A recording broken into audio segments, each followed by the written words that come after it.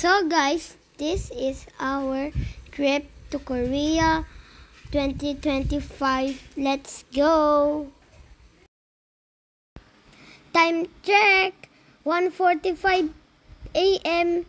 Pero gising na gising pa din ako. Pero pagsakay, knockout. Paumaga na pero masarap pa din ang tulog, guys.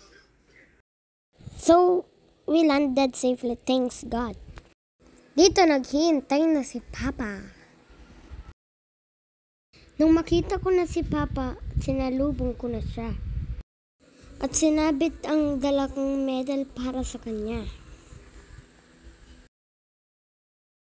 So, day 1 diretso sa Legoland.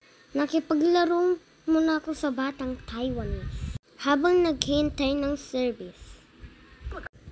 Medyo makulit pero marunong mag-English. At dumating na ang Legoland bus. Tara na, sakay na. Nakita ko na ang Legoland Korea. Sobrang laki at sobrang ganda. Papasok na kami, guys. Nakaka-amaze. Sobrang ganda at naglaro na kami ni Papa. Mas lalo akong napawaw dito, guys. Lahat ng sikat na building sa Korea. Makikita dito, gawa lahat sa Lego. Kaya nag-enjoy muna sa paglalaro. Malamig pa dito, guys, kasi spring. Pero pinagpawisan ako, grabe. Nag-enjoy din ako dito sa monkey climb.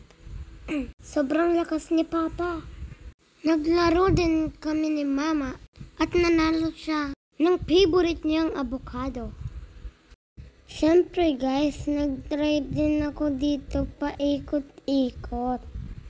Madami pang activities dito, pero hindi na namin na-video lahat. At last na lang nga tong Ninjago rides. Nakakatakot, nakakahilo, at nakakagulat guys. So hanggang dito na lang ang aming day 1. Adventure sa Legoland. So sasakay kami ulit ng train pa uwi. Sobrang taas ng mga escalator. 1.5 hour nga pala ang biyahe. Pabalik ng Seoul. Sa ITX train. At nakarating na nga kami sa Seoul Square. Bye guys!